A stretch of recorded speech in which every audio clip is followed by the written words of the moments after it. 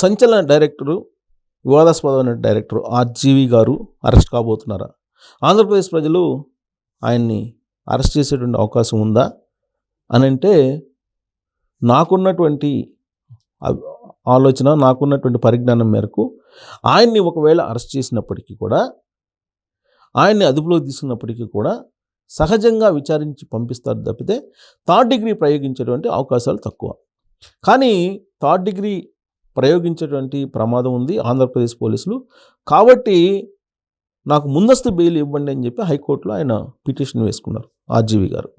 So RGV గారు ఎపిసోడ్ని కనుక మనం అబ్జర్వ్ చేస్తే గత 2 వారాల నుంచి ఆయన ఎప్పుడో వ్యూహం సినిమా తీశారు. దాంట్లో క్యారెక్టరైజేషన్ కానీ అవన్నీ కూడా చూసాం. సినిమాలకు సంబంధించినటువంటి క్యారెక్టరైజేషన్ మీద ఒక కంప్లైంట్ అయితే, ఆర్జీవి గారు ట్విట్టర్ వేదికగా కానీ సోషల్ మీడియా వేదికగా కానీ ఏదో అనుచితమైనటువంటి పోస్టులు పెట్టారు అనేది ఆయన మీద వస్తున్నటువంటి ఒక అభిప్రాయం. ఆయన మీద కేసు కూడా అదే. మరి ఆయన్ని అరెస్ట్ చేస్తారా అని అంటే 41A నోటీస్ ఇచ్చారు కాబట్టి విచారించడం అయితే ఖాయం. విచారించేటువంటి అవకాశం ఉంది. అయితే ఎప్పుడు విచారిస్తారంటే, వాస్తవంగా షెడ్యూల్ ప్రకారం వాళ్ళు ఇచ్చినటువంటి 41A నోటీసులు ఇచ్చిన దాని ప్రకారం అయితే మంగళవారం రోజున ఆయన విచారణకి హాజరు కావాలి. కానీ తనకు షూటింగ్ ఉంది కాబట్టి నేను హాజరు కాలేను అని చెప్పి ఆయన ఒక రీజన్ని తెలియజేస్తూ పంపించారు. మళ్ళా ఎప్పుడు హాజరు కావాలి అనేది తెలియజేయాలి ఆర్జీవి గారే. దాని ప్రకారం పోలీసులు యాక్ట్ చేసేటువంటి అవకాశం ఉంది.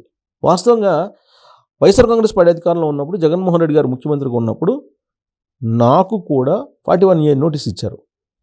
ఇచ్చినప్పుడు హాజరు కాలేక పరిస్థితిలో ఉన్నాను, నాకు బిజీ షెడ్యూల్ ఉంది కాబట్టి మరొకసారి హాజరు కావడానికి అవకాశం ఇవ్వండి అని చెప్పి పోలీసులకి వాట్సాప్ ద్వారా మెసేజ్ పెట్టడం జరిగింది నేను.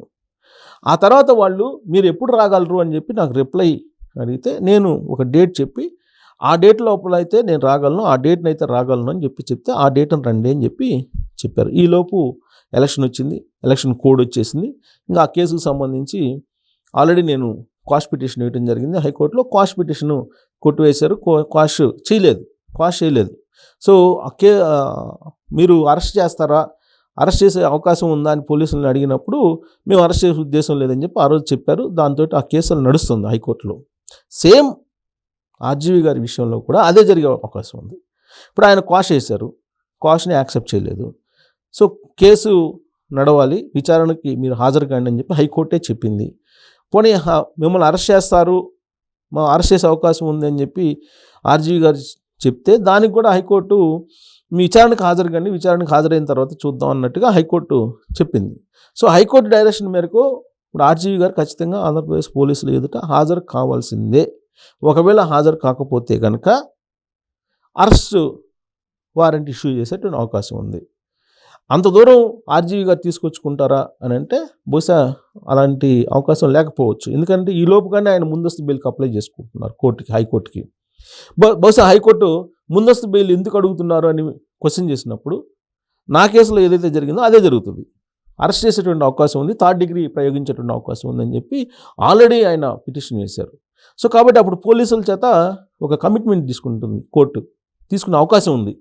ఏం తీసుకుంటుంది, మీరు అరెస్ట్ చేసే అవకాశం ఉందా, అరెస్ట్ చేస్తారా అని అంటే, అరెస్టు చేస్తారా చీరా అనేది రాతపూర్వకంగా అడిగేటువంటి అవకాశం ఒకటి.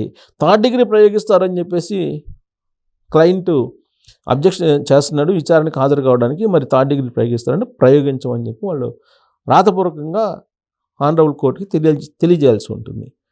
ఈ నేపథ్యంలో అడ్వకేట్ సమక్షంలో నన్ను విచారించాలి అనే ఇంకో కండిషన్ కూడా అడిగేటువంటి అవకాశం ఉంది. సో దానికి కూడా కోర్టు ఒప్పుకునేటానికి ఛాన్స్ ఉంది. ఇలాంటి పరిణామాల నడుమ కేవలం ఒకసారి పోలీసుల దగ్గర అయితే ఆర్జీవి గారు అటెండ్ అయ్యేటానికి అవకాశం ఉంది తప్పితే అతని మీద థర్డ్ డిగ్రీ ప్రయోగించడం కానీ లేదా ఆయన అరెస్ట్ చేసి జైలుకి పంపించడం కానీ ఇలాంటివి జరిగే అవకాశం లేదు అనేది ఇప్పుడున్నటువంటి ప్రభుత్వం యొక్క తీరు, ప్రభుత్వం యొక్క పరిపాలనను బట్టి, ప్రభుత్వం యొక్క చర్యలను బట్టి కొంత అర్థం చేసుకోవచ్చు. ఎందుకంటే బోరుగడ్డ అనిల్ ఉన్నారు, నందిగం సురేష్ ఉన్నారు. వీళ్ళిద్దరూ ఏ విధంగా వ్యవహరిస్తున్నారు అనేది మనం చూస్తున్నాం. బోరుగడ్డ అనిల్ అనే అతను నెటోరియస్ రౌడీ షీటర్. అతన్ని పోలీసులు అరెస్ట్ చేస్తే అతనికి రాచరికంలాగా ఆయనకి జైల్లో కానీ లేదంటే పోలీస్ స్టేషన్లో కానీ బిర్యానీ కావాలంటే బిర్యానీ తెప్పిస్తున్నారు, పిల్లో కావాలంటే పిల్లో ఇస్తున్నారు, బెడ్ కావాలంటే బెడ్ ఇస్తున్నారు, ఏ ఫుడ్ కావాలంటే ఆ ఫుడ్ ఇస్తున్నారు. వాళ్ళ మేనల్ని పిలవమంటే మేనల్ని తీసుకొచ్చి పక్కన కూర్చోబెట్టి వాళ్ళిద్దరు ఆడుకోవడానికి అవకాశం ఇచ్చారు. సో ఇంత అవకాశం ఆంధ్రప్రదేశ్ పోలీసులు బోరుగడ్డ అనిల్కే ఇస్తున్నప్పుడు ఆర్జీవి గారి మీద థర్డ్ డిగ్రీ ఎందుకు ప్రయోగిస్తారు? ప్రయోగించిన అవకాశం ఉందా అంటే ఉండదు, ఉండే అవకాశమే లేదు ఇప్పుడున్నటువంటి సిచ్యువేషన్లో.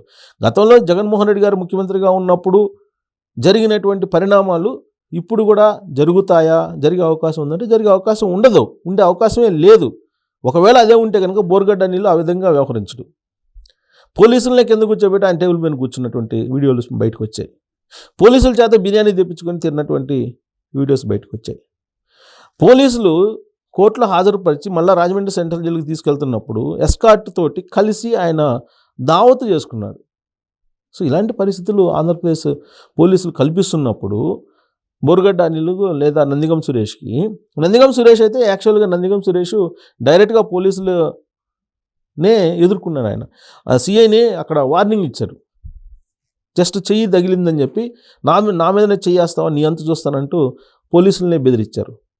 ఇక బోరుగడ్డ అనిల్ అయితే ఏకంగా పోలీసుల సమక్షంలో, పోలీసులు ఉన్నప్పుడే తన గురించి మాట్లాడేటువంటి వాళ్ళు, తన గురించి న్యూస్ రాసేటువంటి జర్నలిస్టులని లేపేస్తానన్నాడు.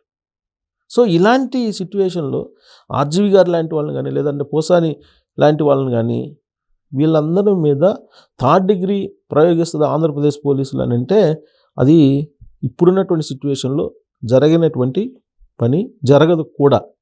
ఎందుకంటే అసెంబ్లీలోనే నిన్నగాక మనం చూసాం, అధ్యక్ష అధికారులు ఇక్కడ లేరు, మంత్రులు మాత్రం ఉన్నారు, కన్సర్న్ డిపార్ట్మెంట్స్కి సంబంధించి అధికారులు మాత్రం లేరు అని చెప్పేసి ఒక మంత్రి స్పీకర్ని అడిగితే, ఆ పక్కనే ఉండేటువంటి మంత్రి అధికారులు పైన ఉన్నారు రాసుకుంటున్నారంటే మీరు సమర్థించుకోవద్దు అని చెప్పి స్పీకరే అన్నారు. అంటే అధికారులే లేరు అసెంబ్లీ జరుగుతున్నప్పుడు, ఆ క్యాబినెట్కి సంబంధించిన అధికారులు అక్కడ ఉండడం లేదు.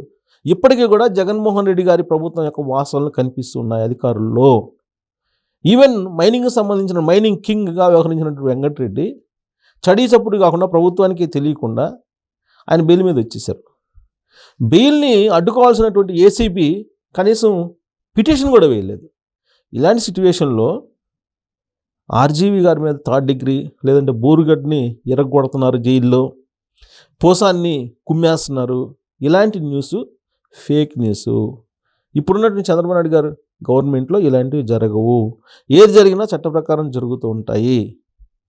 సో ఏ విధంగా అయితే ఇప్పుడు ఈ ఇన్సిడెంట్లన్నీ నేను చెప్పాను, ఈ ఇన్సిడెంట్లన్నీ ఒకసారి మనం అవలోకనం చేసుకున్న తర్వాత ఆర్జీవి గారి మీద థర్డ్ డిగ్రీ ప్రయోగించడానికి అవకాశం ఉందా, చట్టవిరుద్ధంగా వ్యవహరించడానికి అవకాశం ఉందా ఇప్పుడున్నటువంటి ఆంధ్రప్రదేశ్ పోలీసు లేదా ఇప్పుడు ఉన్నటువంటి ప్రభుత్వంలో అనే దాని మీద మీరు కామెంట్ రూపంలో మీ అభిప్రాయాన్ని తెలియజేయచ్చు. Thank you very much.